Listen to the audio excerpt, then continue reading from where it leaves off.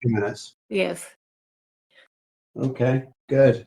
Let me see. I want to see if I can do a couple of things. You're in my recording studio. So All right, very good. Wonderful. I'll make it look a little Wonderful. bit more studio-y. Wonderful. Hang on a second.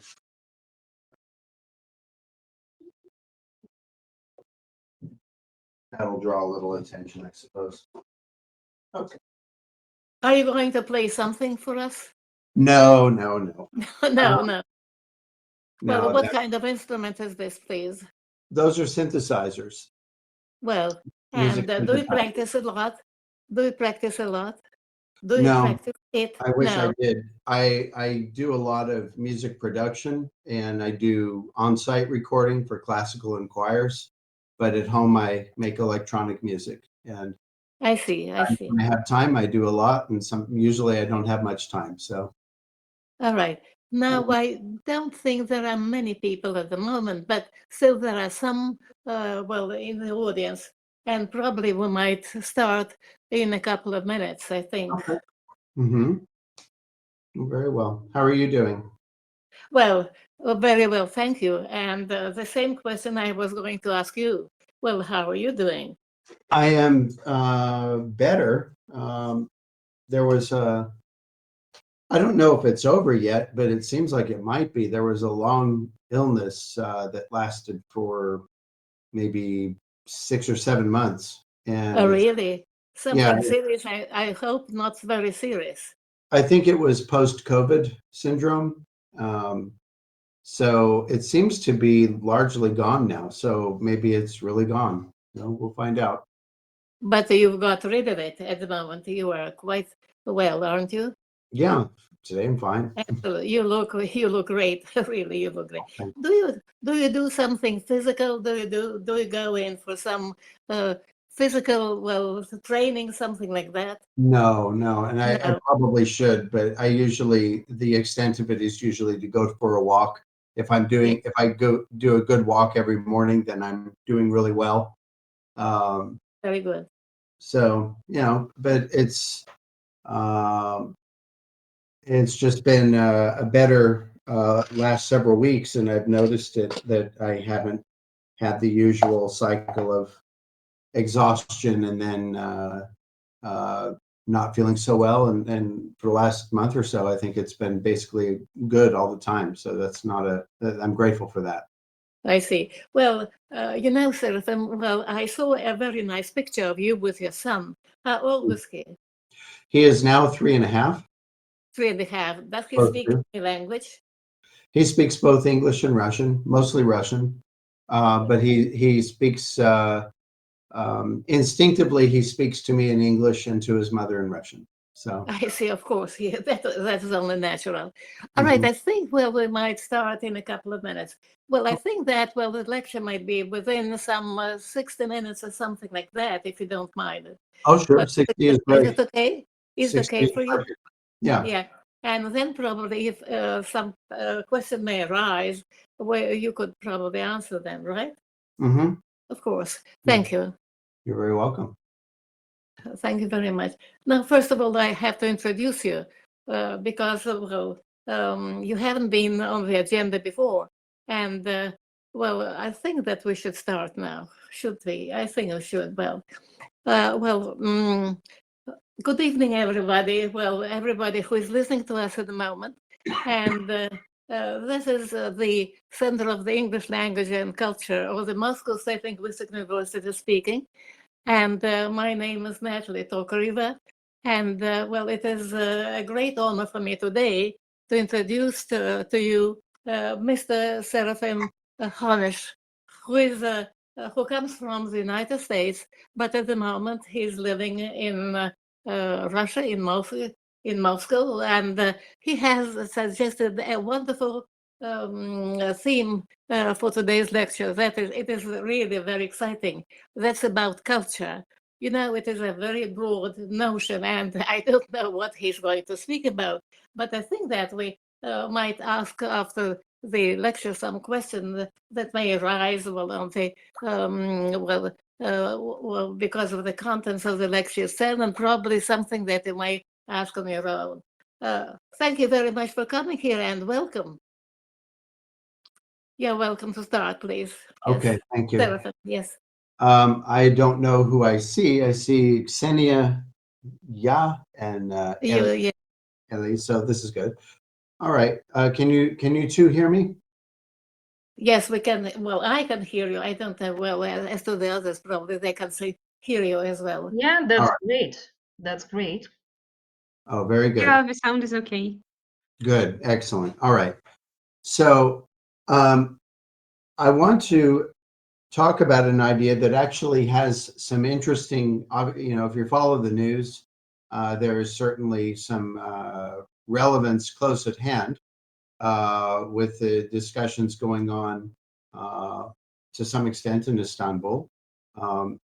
But one of the things that we often deal with in understanding not only language of other people from other countries is also how their culture operates.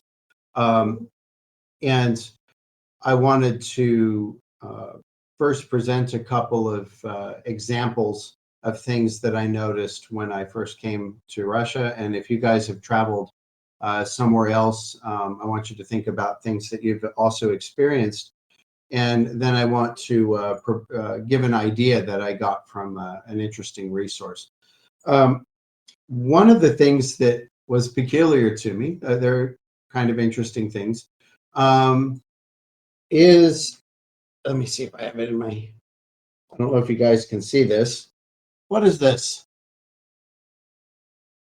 Hard to say. Mm-hmm. Something listening. I don't know. This is a 1 ruble. It's 1 ruble, yes. And how did I get it? I found it on the sidewalk and I picked it up. Now, let me ask you a question. If you guys see a ruble on the street, do you pick it up?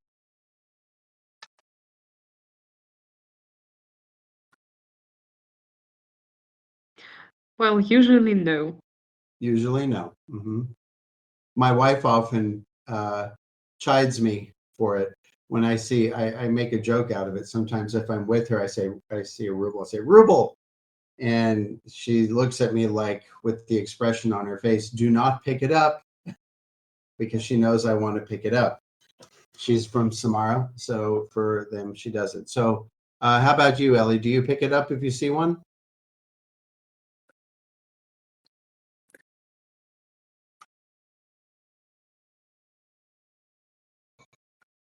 Ellie's not there. She went away. Okay, so Ksenia, you said that you usually don't. How come? Because sometimes I think that I don't need coins that much, but I usually pick up some other stuff from the ground, but not money. Not money? What kind of things do you pick up from the ground? Well, sometimes I pick up bottle caps or bird feathers or something interesting that I find outside. What do you do with the bottle caps? I just collect them. Oh, okay. Just like small trinkets. Oh, that's interesting. Okay, that's good. There seems to be some idea that picking up money on the street is wrong because it might be somebody else's and they may come back for it. Now, I saw a funny example. There was a test for me that I later told my wife about that she wasn't there to see. I came out of the metro station, and it's one of those new ones that they remodeled and finished. And so there's a ledge. There is this ledge, and on the ledge were a whole bunch of rubles, like banknotes. I didn't know if it was real. It looked real. They were all 100 ruble notes. They were stacked there. They looked just right for taking. And if a person grabbed them, if they were real money, it was probably worth several thousand rubles, and it was just sitting there. And people were walking past it and nobody touched it, not even myself. I figured this can't be right. There's something not right here. But for little things like a ruble or 5 rubles, or sometimes if you get really lucky, or a 10 or something like that, I often found were generally I would get strange looks from people where in the United States it's a common thing. If you see a quarter or a penny or a dime or anything like that, it's yours. Hey, it's money, and that's all there is to say. We even have a rhyme about it. Find a penny, pick it up all day long. You will have good luck. So it's kind of built into to our culture that it's okay to do things like that there. But this action is sometimes, at least from many people I've encountered, they seem to think it's a little bit odd. So sometimes I do it just because I can, and sometimes I obey it. I did not pick up the hundreds of rubles because I figured there's got to be something wrong with this. What kind of cultural things have you found in maybe across regions of Russia, if you haven't traveled outside the country, or things that you've seen outside Russia?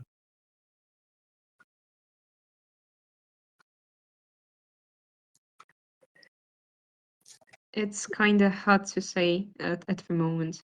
Oh. Where have you traveled? Well, I've traveled to Europe a lot when I was a bit younger, and I've traveled to some cities in Russia, but I don't think there were any major cultural differences, like in usual habits. Well, in language, yes. For example, in Saint Petersburg, there are plenty of differences in vocabulary. Oh, describe this. Well, for example, the things that we call you can use Russian, it's okay. yeah, okay. The things that we call бордюр is called поребрик there, and the things that we call подъезд is called парадная. So some names of the objects are pretty different in there. Okay, so they have a different local vocabulary, right? Yeah. What about in the metro? In the metro? In the St. Petersburg metro, you ever notice a difference? Well, St. Petersburg metro is really different from the Moscow metro. Actually, I'm not local in Moscow. I'm from another region, but I noticed a significant difference that in St. Petersburg there are less stations than in Moscow, and they're less convenient. But also, the metro in St. Petersburg is more deep. Is deeper. Is deeper than in Moscow. What about the escalators? The escalators, they seem older, but in Moscow there are also some old stations with old escalators. Oh, certainly. But what about how the people use them? Seems to me there is a difference from my observation. Well, I didn't really notice that. Well, in Moscow, if you're going on an escalator, if you are standing and just letting the escalator do the work, everybody stands on the right side. Yes. If you intend to climb or go down the escalator, you walk in this open corridor that's left on the left side of the escalator. But what I saw or heard, or both, in St. Petersburg is that people stand all the way across the steps in the escalator, and I don't know how you deal with it if you want to go past anybody, but they don't do the right side only thing if you're standing. Not so much. Somebody told me that. I don't know if that squares with your experience. Well, I think that can be explained by the fact that there is much more Russian people in Moscow, than in St. Petersburg, because in St. Petersburg it seems like the population a bit more relaxed than in Moscow. Mhm. Okay, so there's something that drives it then. It's not just out of nowhere, right? Well, yes, but also talking about the escalators, I actually noticed one thing on my trip to Japan. Mhm. That in Japan, people are used to standing on the left side Yes. of the escalator, Mhm. and that's related to some cultural backstory. Yes. There's one I see also in Moscow that we don't have very many subway systems in our cities in the United States. The only one that really has an extensive system is New York. But in halls and pathways in the US, it is customary for people to walk towards the right side of such a corridor, and they keep right. So the other side is keeping right for them, and that's how they don't collide with each other. But many times I see here, especially in Moscow, where people keep left, and it's not everywhere, and some of it seems to have to do with directions that are given in different stations in the metro, and some of it sometimes isn't. But passing on the left is it's an idea that's rather burned into our culture, because when we drive on the highway, we pass on the left. We don't pass on the right.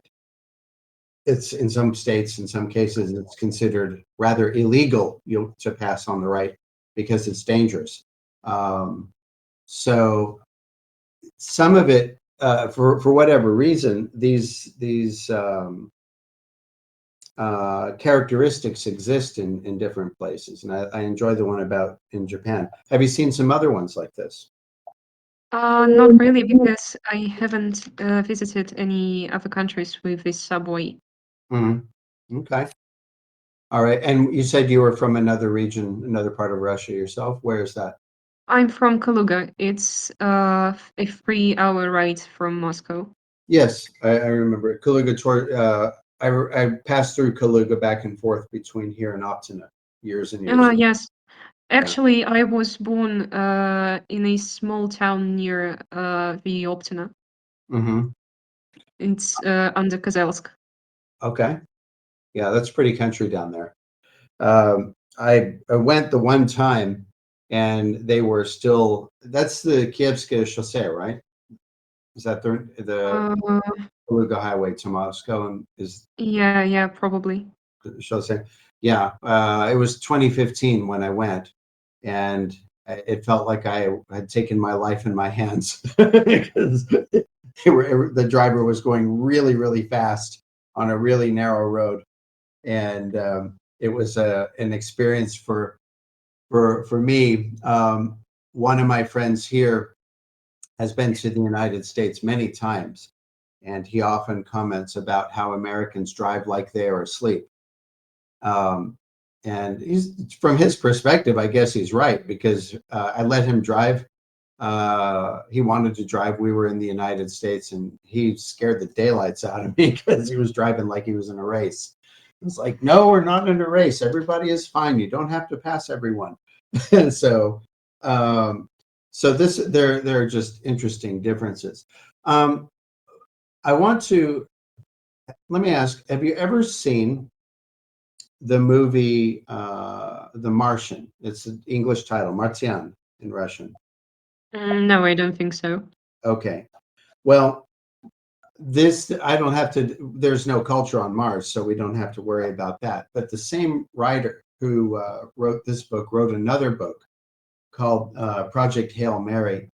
And it has an interesting setup where a teacher, school teacher, ends up involved in a project to save the earth from ecological calamity. And to do so, he doesn't know who he is or what's going on when he wakes up, but he wakes up and finds out over time that he is in a spaceship near a star 12 light years away. So as he slowly gets his memory back and realizes what he's there to do, he encounters an alien. And the alien has been there trying to figure out the same problem that he is. So they obviously don't speak each other's language. They don't even have the same physical structure, because our hero looks like a regular man, and the alien looks like a 5-legged spider or a crab. They can't breathe each other's air. They can't eat each other's food. They do make sounds for language, but the languages are completely different. And it came to an interesting point where this alien was from Iridian 40 Eridani, about 16 light years away. And the alien won't watch the human while the human is eating. He won't say anything when the human is eating. But he will watch him every time he goes to sleep, because the Iridians have to watch each other when they sleep, because they're biologically set up, I guess, so that somebody has to watch you when you sleep to make sure that you actually wake up, where for us it's kind of automatic. And so the story goes where the Earthman says to his friend, "You don't have to watch me sleep. It's okay." And the alien, they figured out a way of communication by this point. And the alien responds with, "Iridian culture rule, must watch. You know, I have to do it." And so this is one of these things. What effect does culture have on us, where we find ourselves doing things because that's just the way you're supposed to do it? Can you think of anything like that?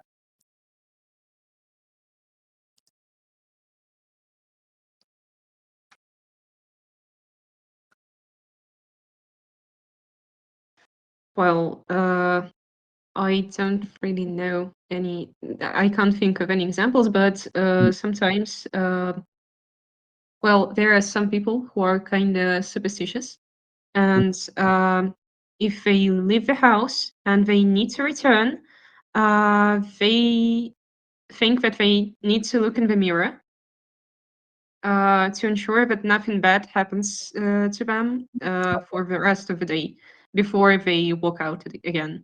That's a new one. I haven't heard that one. I've seen the one where people sit for a minute or two, or before they Yes, get up that's and the go. thing too. Uh-huh. And what is that? Well, that's a thing when somebody goes for a trip or for a ride, they sit down before the road to ensure a safe trip. Hmm. So it's kind of like prayer without praying, it sounds like. Get Well, yourself together kind of. before you go. Maybe not actually praying, but there's a moment of silence, some other Well, moment. yes, yes. Yeah. But also there are some other things related to superstitions in Russian culture. For Mhm. example, when you say that something something bad may happen to you in the future Mhm. or to somebody else, you need to knock 3 times on something made of wood to prevent that from happening. Yeah, we have that one too. Knock on wood, and it is 3 times as Mhm. preferred. Hmm. But also, there's that thing when you step on somebody's foot and you apologize, and then you ask the other person to step on your foot to not quarrel.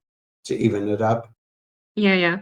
Hmm. And there is such thing when two people walk somewhere and they pass, how do you call it? Like a pole or a tree. Yeah, a pool or a tree, and they have to separate. They need to say hello to each other when they meet again after that pool. Hmm. Uh, mm, Once again, to ensure good relations between them. Right, to not get in a fight. And my Yeah. in my childhood, my grandmother taught me a variation on that one, and she said, "Say bread and butter." You know, when you go around a pole like that, you come around, you have to say bread and butter, and the other person says bread and butter also. And she said, This is so you don't get in a fight. And Oh, that's a new one. yeah, but it's the same idea. It's the idea that if you let something come between you, it might, I guess it's like it will keep you apart unless you do something to acknowledge this little momentary blip. But as a superstition, it took, I did it. And even now, I don't say it, but if my wife goes around something to the left, I usually change course and go around to the left also. I just don't want to, I don't want to, she doesn't know the tradition, the bread and butter thing. So I just avoid even using it, but it's a superstition. But these things have importance, right? They have some sort of effect on the culture. You can't just tell somebody, don't do that, it's stupid, it's nonsense, right? It won't work. They're most likely to keep doing it because they feel rather compelled. Do you think that's true? Well, personally, I don't really believe in superstitions, but I'm used to keeping to those habits because I think those are an essential part of human culture, and that's what makes us human. Yes. And I think those are really precious moments. Yes, and I might not be particularly superstitious about it, but it's a nice thing to do for the other person at least, Yeah. and to kind of keep it going, right? Let me see. We have somebody listed as Ghost, but I'm sure that's not your name because I see two ghosts. Has anybody somebody new joined our session? Because I see signs of this. Hello, Ghost. Yes, the fifth participant. No? Okay. All right. So this cultural rule, the author says something about this, and I'll just read it. He refers to it as the C word, culture. And so he and the alien, who he has named Rocky because he looks like a rocky crab, we have an unspoken agreement that cultural things just have to be accepted. It ends any minor dispute. Do it my way because it is how I was raised. And so the author went on and said, we haven't run into anything where our cultures clash yet. So with you guys studying, you're studying languages, and presumably, Xenia, you're studying English, obviously, but have you studied other languages also, or is English your specialty? I'm also studying French. Okay. Oh, that's a combination. And you've not been to France, have you?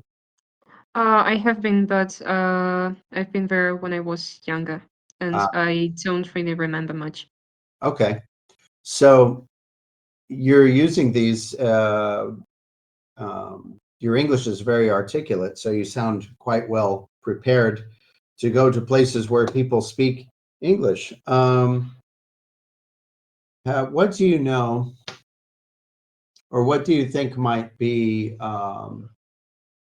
things to watch for if you go to pick an English-speaking country? It doesn't have to be the U.S. It could be anything else. But maybe you know some things about this. Maybe you've already studied this kind of phenomenon about what cultural things you might have to be aware of when you go to another place. Well, obviously, you need to study at least study the culture a little bit, just not to get into some awkward situations or not to offend somebody. Yeah. For example, with not English-speaking countries, when I went to Japan, it was I've been there, I think 3 or 4 times. It was pretty hard at first, especially for my parents who are not young. It was pretty hard for them to accustom to the local traditions and local norms because, well, Asian cultures are usually very nuanced in terms of cultural traditions, and not to follow them sometimes may offend people. For example, when we went there for the first time, my father kept talking loudly on his phone in public spaces, which is actually prohibited. Right. That would make sense in Japan. Keep things very quiet, right? Don't make a Oh, loud yes, yes. Mm-hmm. So that's one. One of the things I notice, I don't think anybody deliberately does it as a matter of culture, but I notice this very strongly. If I go to the airport here, let's say especially before all the sanctions and everything, when the airports were somewhat busier than they are now, or even now with the new Sheremetyevo, and when there are a lot of people now, one of the things that I notice is that it's relatively quiet. People are talking, but it's quiet talk. You don't hear anybody shouting. You don't hear, and you don't hear people being loud enough to discern conversation in the walkways on the way to the airplanes, for example. It's usually very quiet here. You go to the United States, though, and it's like everybody's your best friend because you can hear every single conversation. We are, unfortunately, we are rather loud. One of the things I liked when I came here, I noticed it right away in 2015, 2014 at Sheremetyevo. It was so quiet. Everything was just really quiet. And I found it pleasant. But after traveling back and forth a few times, I started to notice how, the word loquacious, right? Yes. Americans are loquacious people. They will pick up a conversation with a perfect stranger and talk to them for 20 minutes. They'll just do this. It's no problem. But while at the same time telling their children not to talk to strangers. So, don't talk to strangers, son, because I said, hey, what are you doing? Talk to some other guy. So this culture, sometimes it's the United States is radical. It's actually probably different as much as possible from something like an Asian culture, because there are many cultures existing in the same space. And one of the things that we kind of learn is not to really worry about it. It's a lot more like Russia. It's just kind of, okay, that's what you do. All right, that's what I do. And nobody thinks about it. But how important can it be to make sure that if you're in a new place, to be aware of it? You may not know what the local customs are, but if one is brought to you, how do you handle that?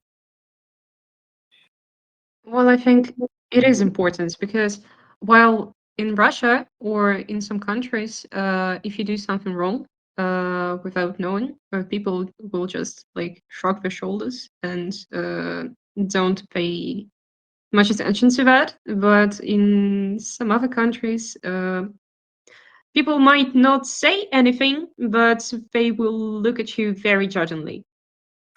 Mm-hmm.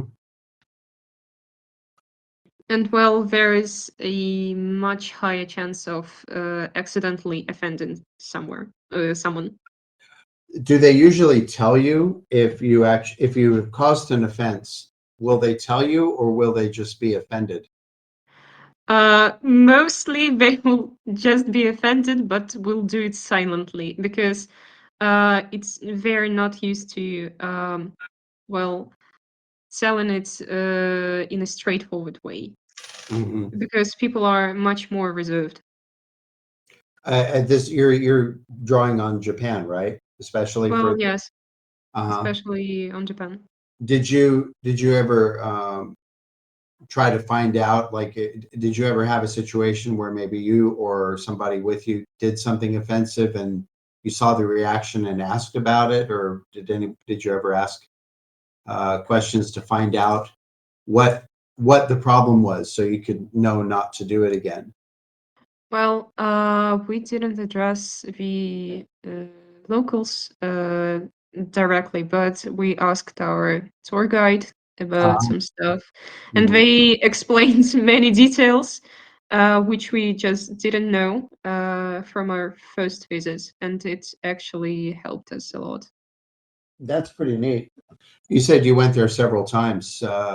For how long a period of time did you spend? Like days, weeks, months? What was it like? Usually for a week because since I'm a student, I cannot afford myself to travel for a long period. Mhm. The last time we went there was this March, the end of March, the beginning of April, Hmm. for a week also. Direct flight or through an intermediate country? Through China.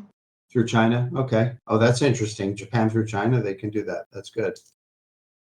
That's good. I've never been to either place, so um, that's that's on the to-do list, but I don't know if it's something I will ever actually do.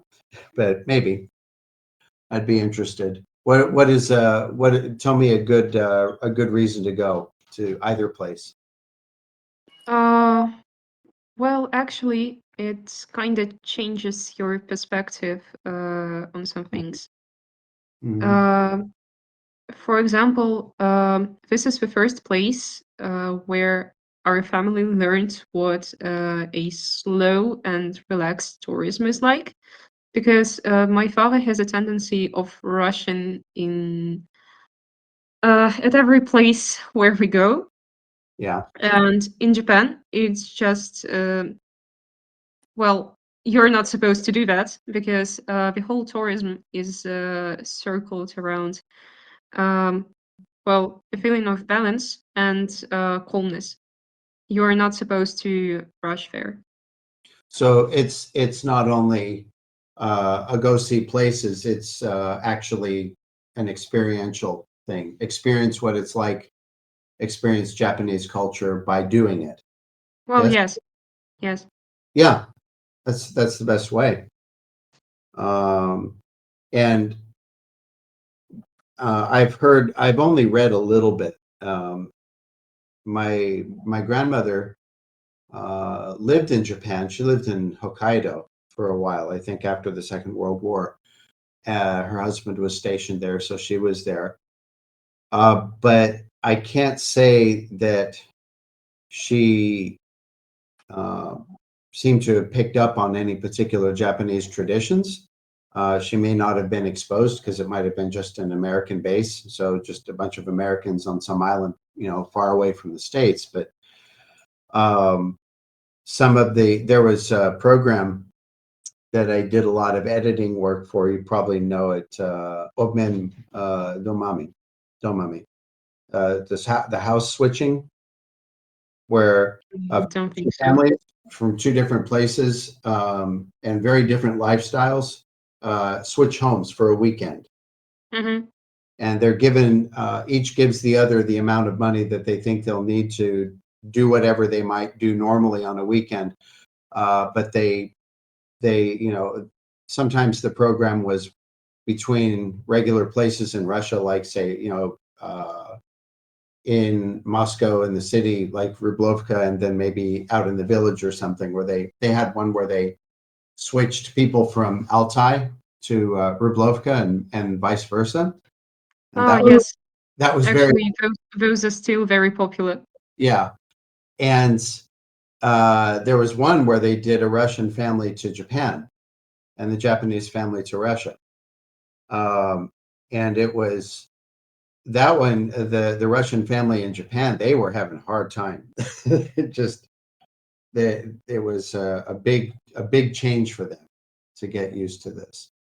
Um, and I think the Japanese family that went to Russia, they went to a pretty nice place, so everybody just kind of accepted them.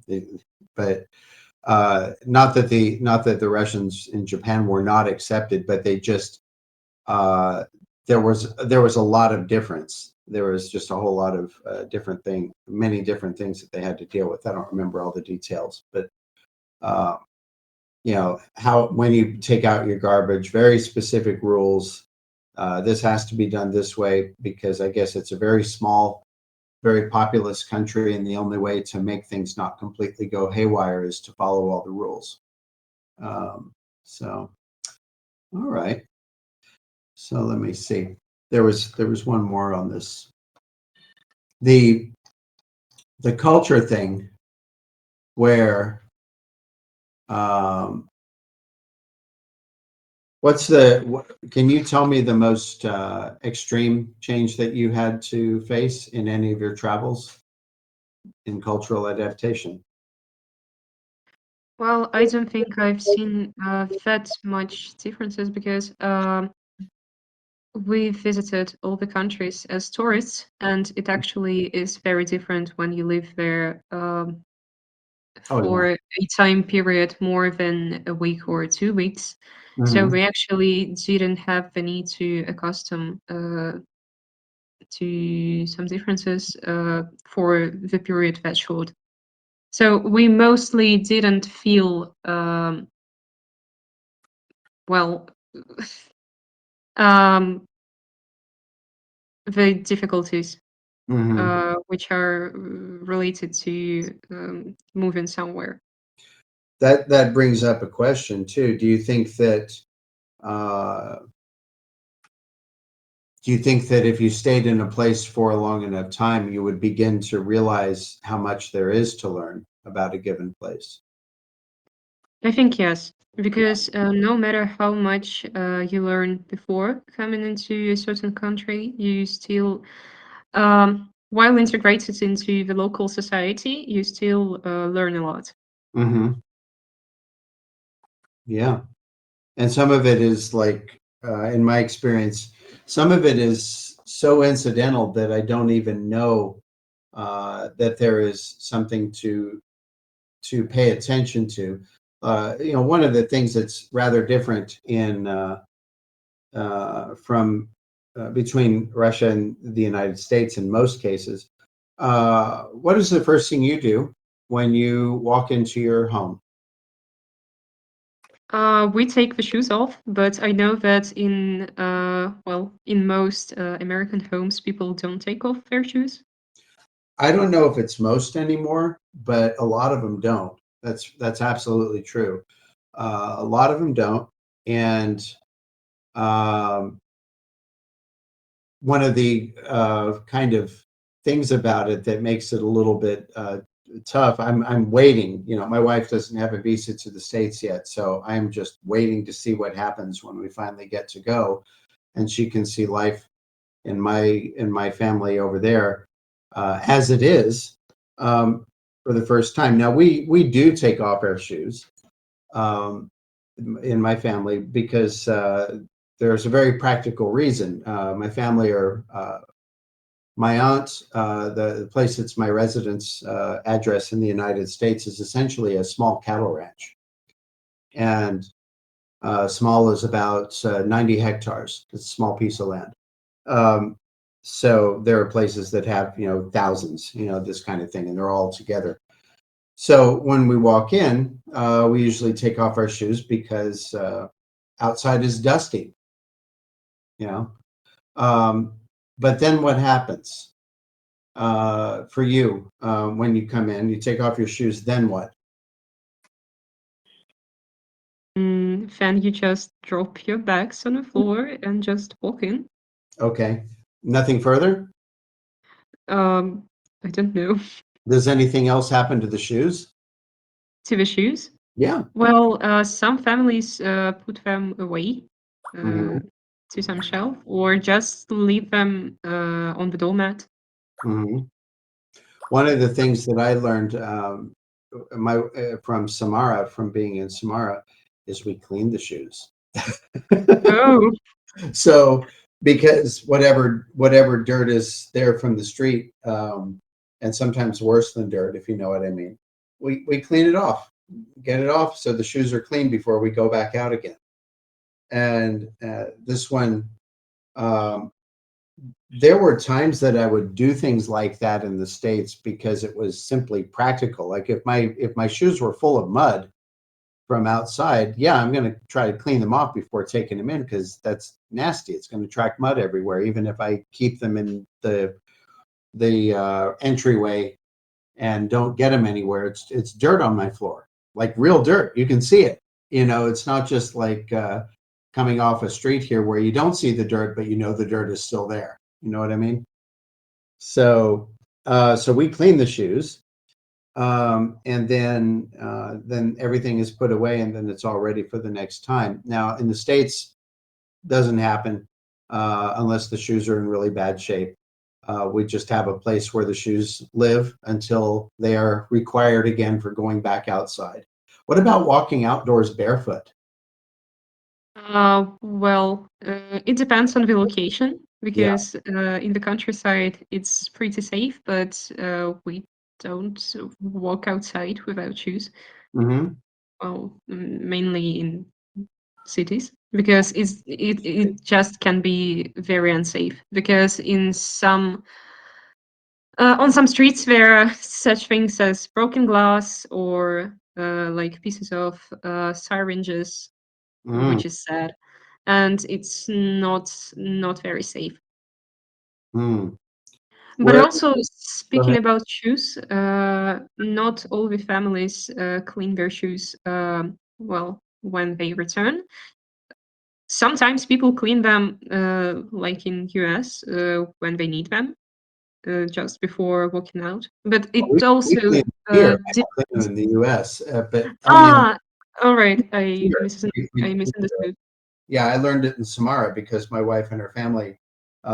It's almost like who gets to clean the shoes, you know? Yes, well, it And also depends on the season. yeah, it can, but we generally we clean them all the time, and it's just that in the transitional seasons, I guess, especially spring and maybe fall, when there isn't a lot of rain or a lot of snow and or that stuff that they put on the streets when it doesn't snow enough, all the salt crystals, you know, those get in there. All of that stuff's got to come out. So we clean them all the time. I don't mind the tradition, but I usually volunteer to do it so that I don't feel guilty for not doing it. So sometimes my wife does it, but when our kids get large enough, they are going to be the shoe people, I think. Shoe slaves, right? Do you have children yet? No, I'm too young for this. All right. Well, when you get children, you can make them into shoe slaves. Yes, Nice idea, yeah. you can get them to do things for you. My son, just he's about almost 3.5 years old, and he watches Papa do the dishes a lot. You know, I try to do everything because my wife she's amazing. She does things with the kids that I don't even know what to do. So I help her every way I can. And I wash the dishes, and my son was watching. And so the other day he was washing some dish for the first time, and my wife took it on video, and it's like, there he is. Okay, well, a little longer, and that boy's got a job. So, so I guess there may be a point where the kids become like help. That's So, really nice. But the kids learn very fast from their parents. But also, there is one funny thing. Your words about the shoe slaves reminded me of. In Russia, there is a certain running joke about people raising kids to be beer slaves, just to fetch them a beer oh from yeah, a local market. absolutely. Wait, what about the garden work? And the garden work. Oh yes, the garden work. Yes, hello. Hi, I'm Ali. Hello, Ali. I'm glad to see you here, and I see another one, Anna. Let's see, Also, Anna. I'm terribly sorry for turning up late. I really wanted to come on time, but I had work. Okay, well, you're here now. We have been talking about culture, the idea, and actually the idea of cultural rule number one. Basically, let me read the way that it was said. The C word is how they called it. An unspoken agreement that cultural things just have to be accepted. this was portrayed in a book called Project Hail Mary, between a human and an alien from a completely different planet, not humanoid at all. And the alien required things culturally that the human didn't, and the human didn't really care that much, but they had to come to an agreement that local culture must be obeyed. So, and one of the things that a lot of this comes up, I have discussions with one of my students about politics a lot, a lot of politics, and I apologize in advance for this. But one of the things that they bring up is that the person had spent time in the United States, and apparently it wasn't very good. It wasn't a good experience for him. So he has an idea that, for example, well, all Americans hate, they hate each other. They hate Russians. Like, no, that's not true. And I had to untangle him because this needs to be done. But it was difficult to show that there are things that we do that we don't even think about, that we're doing it as part of our culture.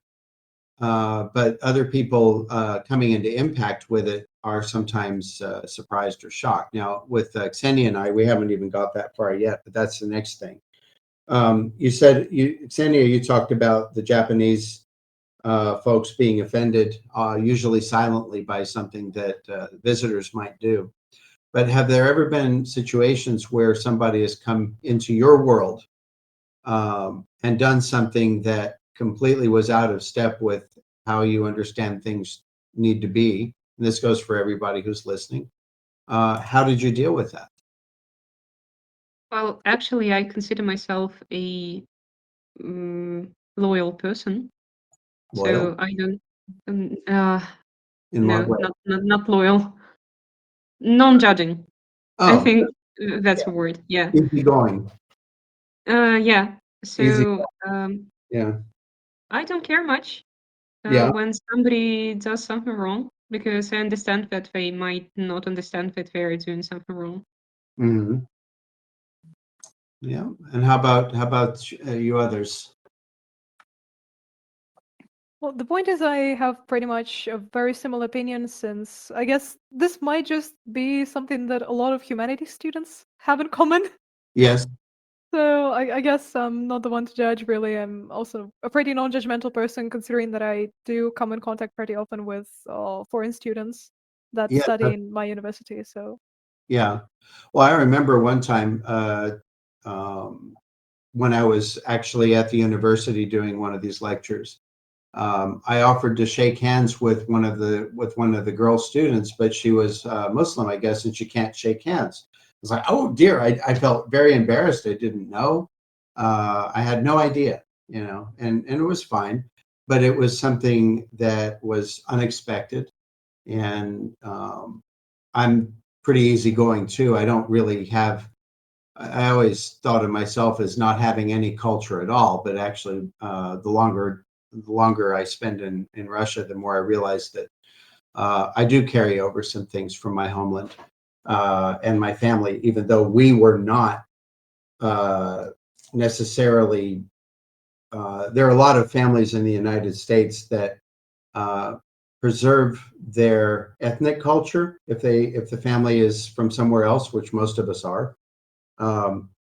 My family was Austro-Hungarian Empire on my father's side and English on my mother's side, but the English side was very, very old.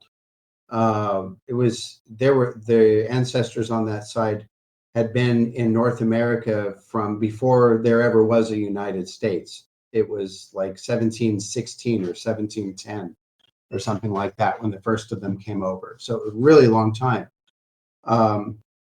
But my father's side came over right around the turn of the 20th century. I think the Austrian-Hungarian Empire had been broken up, and they had made a law that Austrians were no longer allowed to have the title on their names, like the von, von whatever, because we were Hanesh von Griefenthal, and they made a law that got rid of the von Griefenthal stuff, so we were just Hanesh, and they apparently were crown guardian folks, nobility of some sort, and many of them went to the United States and became farmers and ranchers.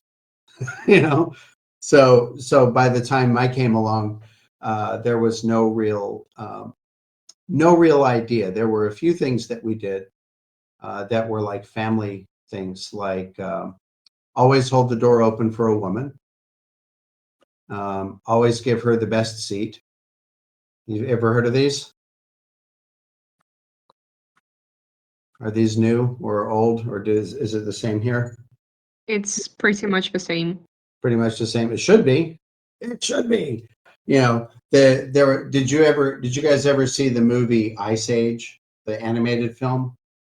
Yeah. Right. There was a really funny remark. If any woman decides to be with you, you should be grateful.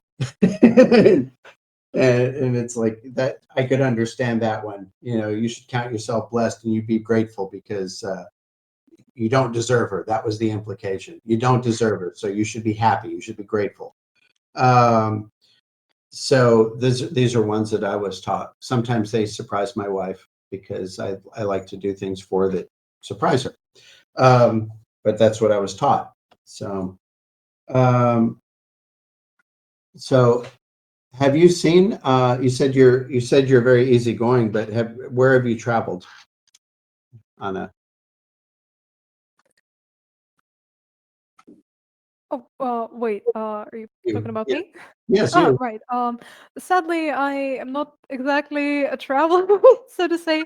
I have traveled around Russia a little bit, but I haven't yet been abroad, sadly. Okay, where have you been around Russia? Well, I've been to Ulyanovsk, I've been to Moscow a few times, St. Petersburg, also, I think there was one more town, but I completely forgot the name. And I've also traveled around Kostroma region because that's where I come from, and I've been around the cities there. So, yeah, Yaroslavl too. So, Mm. Your English is very good. So you're from thanks. Kostroma? Sorry? You're from Kostroma? Yeah, from Kostroma, right. Right. I've never been there, but I had a friend who lived there with his wife for a year. He said he loved it. He was an American. He said he never wanted to leave. Oh, So, I might just know who you're actually talking about because I think this person was mentioned in one of my university lectures, which is kind of funny because, well, there are people who know about like American and English-speaking people who come into the city. It is quite small. It is kind of quiet, but I do absolutely adore it. what was the person's name that you know? Did they ever tell you? Oh, I'm trying to remember really hard, but I don't think like the lecturer actually mentioned it. I'm so sorry. Yeah. I just remember that the general impression of the town was very positive, and that's Yes. why I kind of drew the connection. Mm. Yeah, I've not been to Kostroma, but I've been to Yashkar-Ola. It's one of my favorite places. And to the farthest east is Irkutsk, and I guess St. Petersburg is probably the farthest west. But I've just been to a few, Moscow. I'm here. I guess you're not in Moscow now, if I understand you right. Is that correct? Yeah, still in Kostroma. Okay, wonderful. Yeah, I've been in Moscow for about 10 years, and I usually comment to my wife, I do not want to die in a box. We've got to get out of here. So, because, it's apartments everywhere, not, and I grew up in a place where people had their own single family homes. You get a little land around you or even a lot of land. And my father would have very colorful things to say about it. If I put him here and made him live here for a couple of years, he would go out of his mind. But it is a nice place. It's a nice city. It's not like it's much nicer than most of my experience in American large cities. So you're lucky. Very, very blessed here. All right. But did you ever notice in your travels around the places you went, the things that were different than how you understand them culturally, or that you had to adapt to for any reason? Well, that's a good question. I think that the most differences I noticed were not like due to people around me, because it was mostly on conferences, forums, that kind of stuff, where people come from all over, like all over the country. So I guess most of the difference was in just like small encounters, so small talk, the way people treat each other. But it's not that noticeable, I suppose. Mhm. So can't really say anything, like I can't really say that the difference is absolutely blaring and in your face. Okay. So it's pretty. I noticed the same thing across the places I've been in Russia, and some of it is a little bit. Do you know the term blinders? Do you guys know what I mean by blinders? Not exactly. Not really. Okay. You ever seen the horse and carriage sort of setup where you've got a horse and it's got all the really fancy harness on it, Yeah. pulling a carriage? It also has black things on it by its eyes, Oh, like those ones. Yeah, now I get it. yeah, blinders. We call them blinders. And the reason they exist for the horse is so that the horse doesn't get startled by things that are on either side of it, and it just continues to, go where it can see. But for us, in the same way, um, usually for me, the biggest set of blinders that I have is the language. The more I understand Russian, the more I understand everything that's going on around me, and I slowly start to see more how people are, more clearly, because otherwise it's just like having it's like having my ears turned off because I don't understand what's going on. So all I have is visual sense to see how people behave, but nothing else. So this is one thing. And when I first came here, I noticed that everybody was very quiet and everybody seemed to know what was going on except me. And now I notice that everybody is quiet and everybody seems to know what's going on except me. So it hasn't really changed much. But it's usually, at least now I know why. It's because they communicate with each other a lot more quickly than I do. It takes me a while to, I can understand Russian and speak it, but I have to really focus on it. So interesting talking to you guys because your English is just fantastic. Excellent. So, all right. So are there any questions? Well, would I break in, please? And ask you Please. something. Yes, well, a very interesting cultural difference, I think, between the understanding of the same thing that is very, well, it is called the same thing in Russian and in English, but the meaning is entirely different. I mean, car sharing. Car So, sharing. car sharing, yes. Well, in Russian, the meaning of the word is entirely different from the meaning that is used in American English. And car sharing in, you know the difference, or you don't? Well, I want to see what you say because All right, very good. used So to, car I sharing know in what it Russian was means, 10 years ago. yes, there Yeah. is a corporation, there is some kind of special industry that provides cars for people who take it for their use for some time, and they then get it back to the corporation or to the company, whatever it is, and they pay for the time that they have been using it. But Yeah. in American English, I know for sure, it is entirely different in meaning, because in American English, it means that you have to use the same, if you use, well, you are encouraged to use the same car, well, among different people, for different people, so that you won't really crowd the highways with many cars. So they are so the authorities are trying to make people, use the same car if they don't live very far from one another. Well, that's different. That's actually a different word. The word in English for what you described that we do in the States sometimes is carpooling. Carpooling, yes, that's it. Well, Yeah, yes, the carpooling. carpooling. yeah, it was a mechanism to alleviate stress on highways and pollution by getting, if 4 people are going to the same job and they live in more or less the same place, why not go all together in one car instead of taking 4 cars? And but the advent of car sharing services, for example, here is a totally different concept because for the reasons that you said and much more, because here having a car is a pain. If you own one, you have to put it somewhere, and that means you have to pay for where it's parked in many cases. You have to get it insured, and Moscow is not a very pleasant city to drive in. It's very difficult to get anywhere in a reasonable amount of time. And God forbid, if you try to cross town during the daytime, you're going to be all day, in some cases. So the idea of car sharing, or what they sometimes call ride sharing, it's more like car sharing now, here, where you can just grab a short, like a one ride rental to another place as an alternate form of transportation to a taxi or a metro or something like that, is infinitely different than what happens in the United States, because unfortunately, or fortunately, depending on how you look at it, most of us own cars, and it's an issue of having too many cars and not enough road, but it's one car for each person, and it's not. It's just a totally different dynamic. Our cities don't have mass transit systems. Most of them.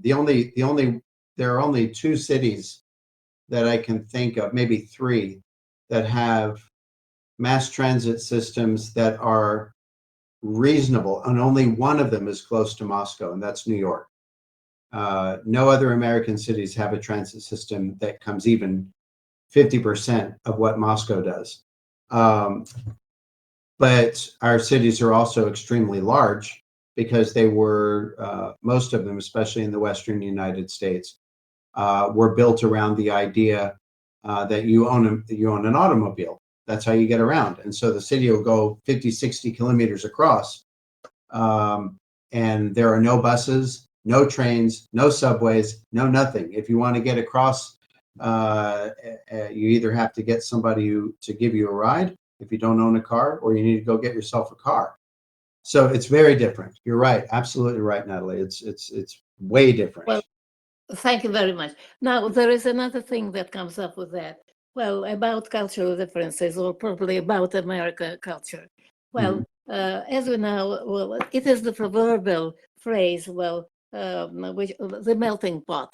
Well, after this melting pot has been created and has been going on for so many years and probably even centuries, now you've got absolutely national identity, well, language identity anyway, and do you think there is some equality between national identity and language identity in America? Because they seem to be very close, but at the same time, there is a difference, I think.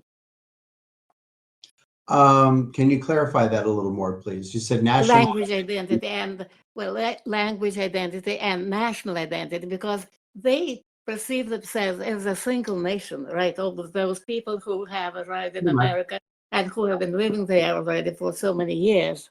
So they form one particular nation, and they have this notion of national identity.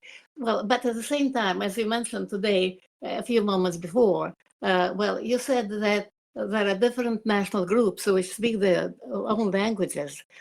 I don't think that it persists in many areas of America at the moment, because usually, what we hear and what we know about America, it is absolutely unilateral. So all Americans mostly speak English, of course, American English, but it is English. Don't they?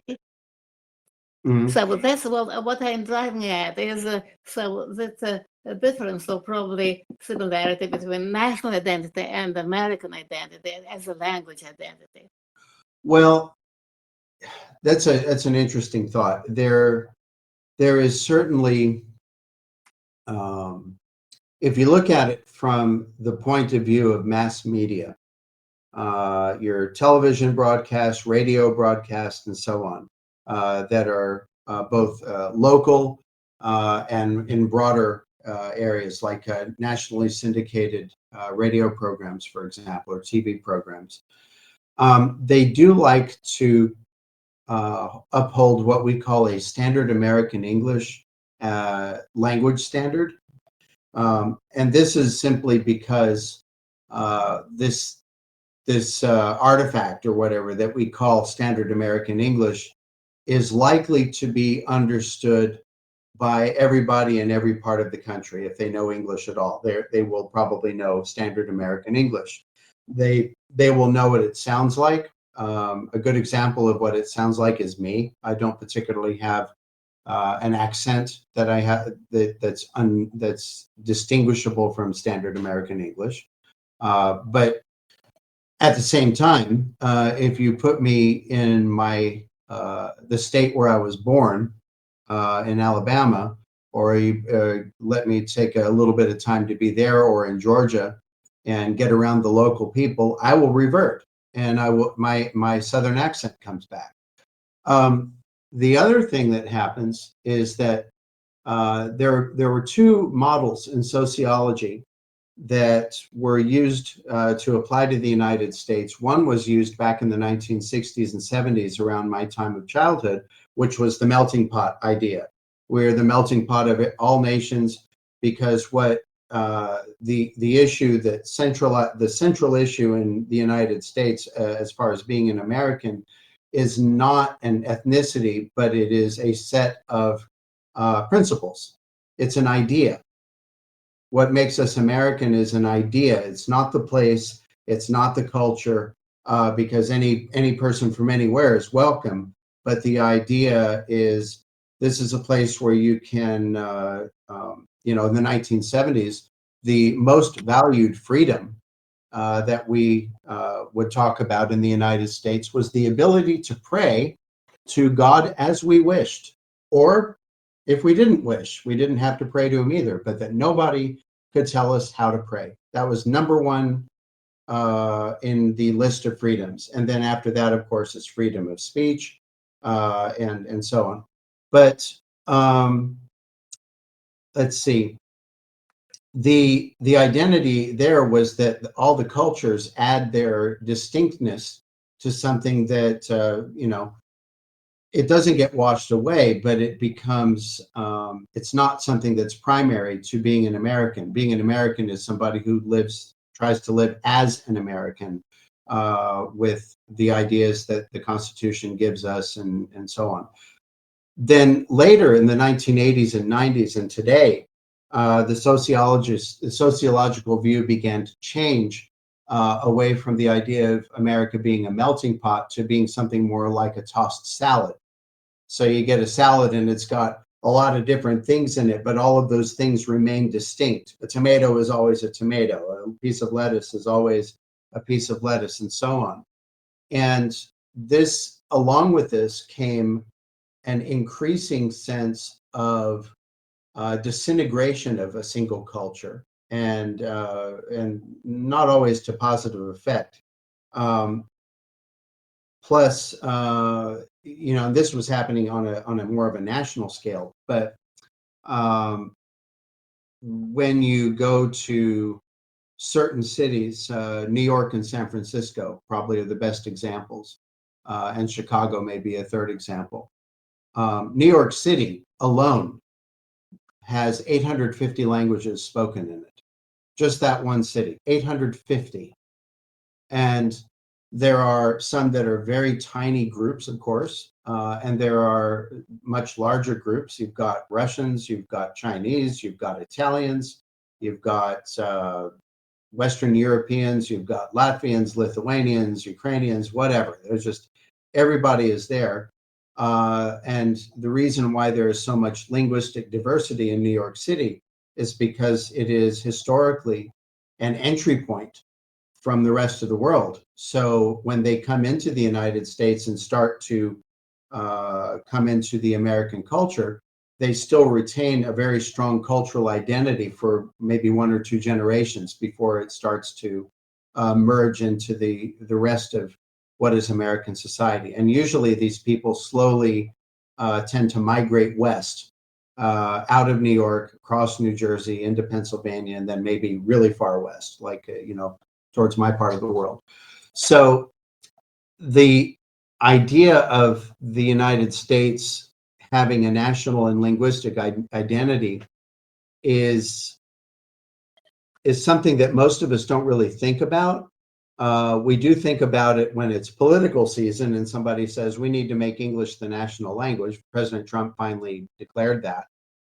It was never our national language, and even President Trump's executive order doesn't actually make it a law. It's the first step in making something like that happen.